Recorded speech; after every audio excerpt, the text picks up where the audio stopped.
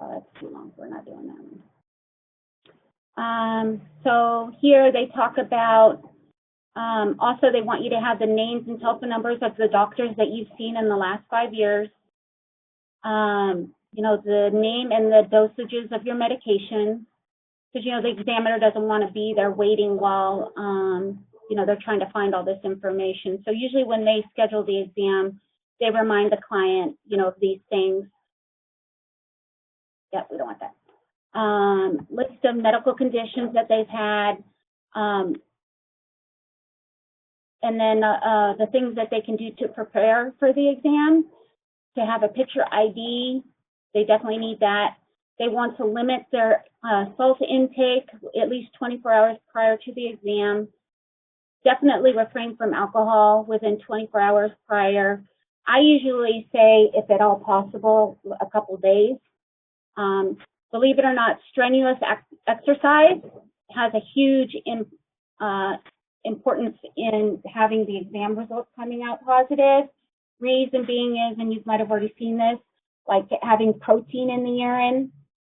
They want to make sure that, you know, when you exercise, different things come up in your specimens, and they want to, you know, you want the best results possible. Limit caffeine and nicotine 1 hour prior. Obviously, if you're a smoker, that's not so much of an issue, but definitely the caffeine. Drinking lots of water is huge. I would say, I always tell clients at least 24 to 48 hours before to just, you know, drink a lot of water within those couple of days, and that water just helps to flush everything out. Problems associated, provide any history of problems associated with providing a blood sample, meaning they want to make sure you're not going to pass out. Do you have, you know, small veins? What do you guys think if there was a problem with an examiner trying to get blood out of a client's arm? What do you think that some of the things they can do to help to get those results? Does anybody have any idea? Anybody? Somebody? Like if they're having people pass out on them or having issues with small veins? Yes. So what could be some of the things that would help with those circumstances or those issues? Does anybody have an idea?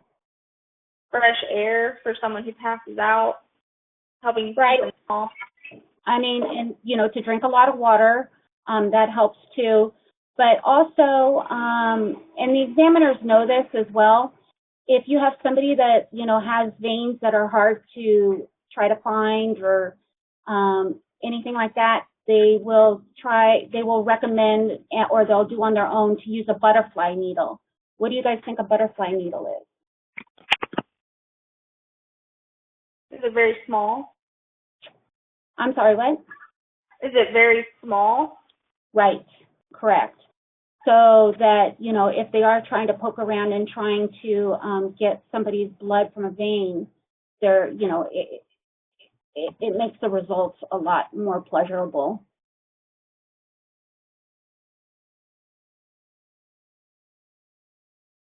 Okay.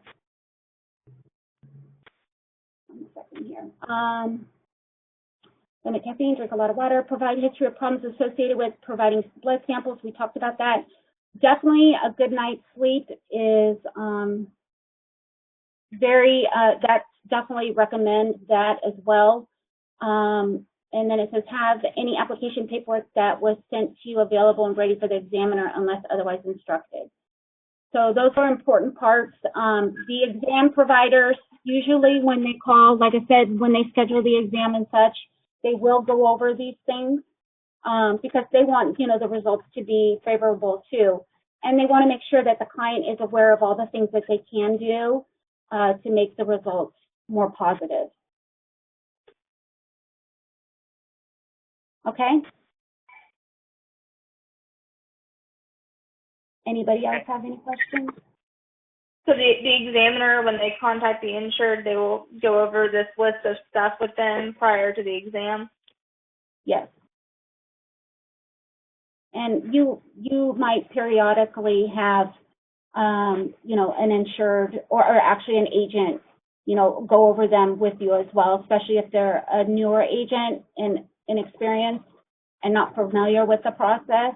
You know, they might go, you know, so what do you suggest, you know, that we such and such, you know, to help make sure the results are more positive. And that's why I want you to be aware there are things that can be done, and most of them are just common sense, right?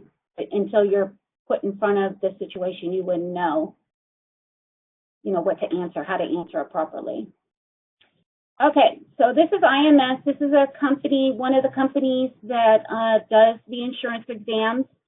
And some of the companies that we have talked about, like Superior Exam One, MSI, all those apps, they have the capability that you can order the exams electronically. We have talked about that, and I can show you a couple. I'll try to do as much as I can without it actually submitting an order. Can you guys see the screen? Yes.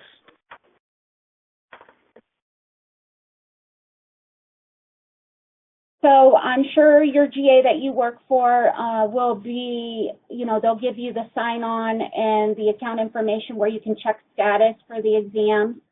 And if IMS is one of them, this is where you would go to get status on any of the exams. And I will show you.